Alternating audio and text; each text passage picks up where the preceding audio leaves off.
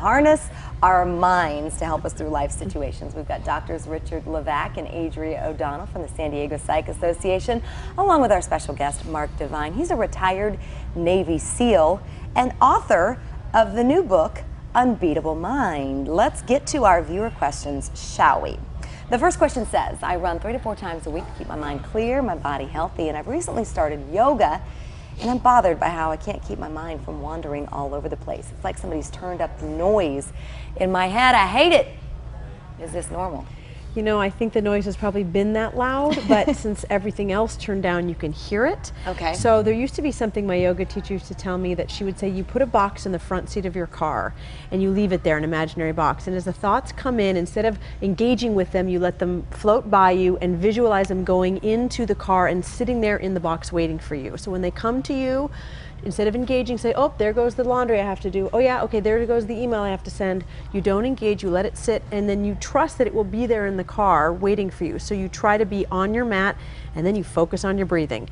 In, out, in, out. Get really busy with what's happening here, right, and it will distract you, or it'll allow you to ignore the chatter. And then as you get in the car, you open that box, and there's all your to-dos that were floating around. So that might help. Interesting. Visualizing, organizing your to-do list. I love that, Adrian. I think we teach a lot of warrior yoga in our Unbeatable Mind program.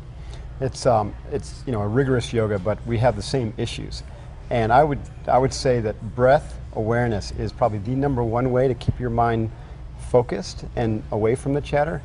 And then another technique we teach, which is pretty effective, is to soften your gaze. And what happens when you soften your gaze and you let your eyes go wide and you use your peripheral vision is it slows your mind down. You kind of dip into what we would call an alpha state of awareness. And in that state, you're less likely to have, you know, the constant chit chat.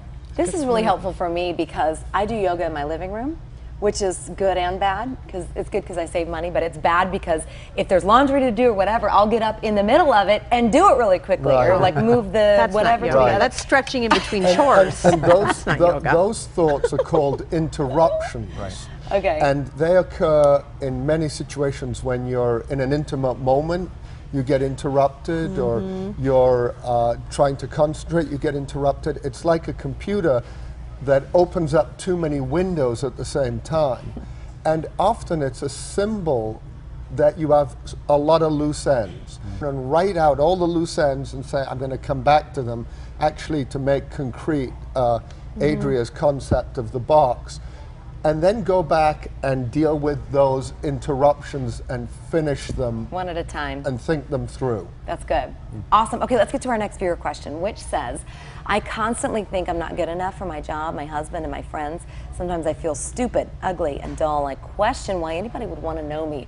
I sleep a lot to hide from these overwhelming feelings. How do I find the strength to overcome this?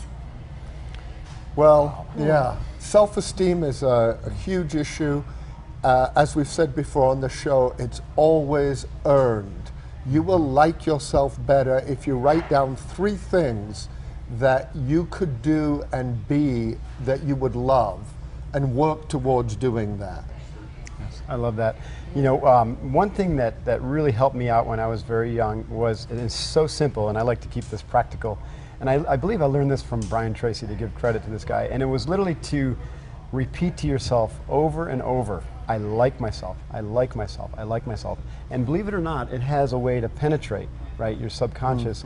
And just like a nail will drive out another nail, so slowly that, you know, concentrating on that dialogue will slowly drive out some of the negative thinking. That reminds me of that Saturday Night Live skit where he's looking in the mirror saying, I'm good enough, I'm smart enough, but you're saying it actually is people like me, Stuart Smalley. Yeah. Exactly. It does work. Stated Now, myself. of course, you can't use that alone, but it's certainly a very good place She also to start. sounds like she might be really deep into a hole here. There's been a lot of constant, it's a verbal abuse to yourself. You've been she's been beating herself down for so long, and now she's believing her own press. So it's really about, she may need to do this with help, professional help at this point, because she may be able to do all the things you're saying, but need a little more support. So seeking out some professional help just to help her through. Good. Okay, let's get to our last question, which says, I'm in a long-term relationship and constantly feel the urge to cheat. I love my girlfriend, but I feel like I just need one night, just one little old night with somebody else. I know it's wrong, but my mind will not stop wondering. I want to be strong and faithful, but don't know how to turn off my mind help? My dad once told me that when you're on a diet, you don't go into a donut shop. So if you're feeling weak and vulnerable, you're not going to go out to the bars. But I don't like this. My mind just keeps doing it, and I'm super helpless. Yeah. He is giving himself permission, I think that's a he, is giving himself permission to go engage in there. the fantasy in his mind. It starts in your mind.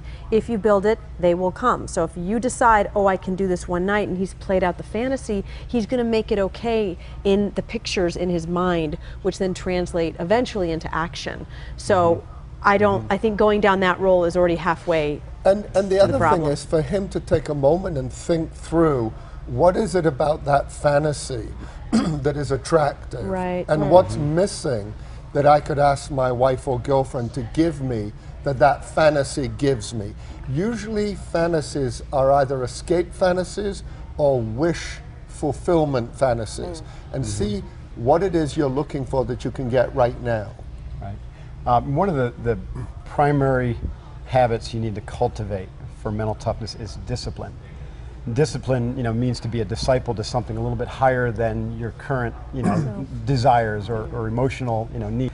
And so every time, I agree with Richard, every time he thinks or has this kind of flight of fantasy, to literally take responsibility to habituate discipline by saying, no, I'm going to turn my focus back toward something else or away from this, and then that'll develop the muscle of fidelity, I guess. And then you get in the habit, and then it's not so. Probably the first Correct. few times is going to be really difficult. For sure. Right. And then once you're in the habit, it won't be as. See, it takes about 30 days to develop a new habit, so do this every day for 30 days when it comes up. I like your concept, Mark, that discipline is a muscle. Absolutely.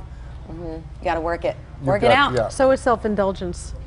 You get in the Is habit it a of muscle? No. it's the lack of muscle. yeah. I think Loosey-goosey the flaccid. muscle. No, but it lets you get strengthened in that avoidance pattern and that giving in pattern. That also becomes self-defeating, but that becomes strong too if you allow that habit. Awesome. Doctors, thank you as always. Mark, thank you as well. Once Thank again, you. Mark Devine's new book is called Unbeatable Mind. And to get in touch with our experts, all you have to do is go to our website, fox5sandiego.com. Click on that Scene On tab. Mr. Martinez, back over to you. All right, Ms. Fox, thank you. 9:45 still ahead on Fox 5. Celebrity Apprentice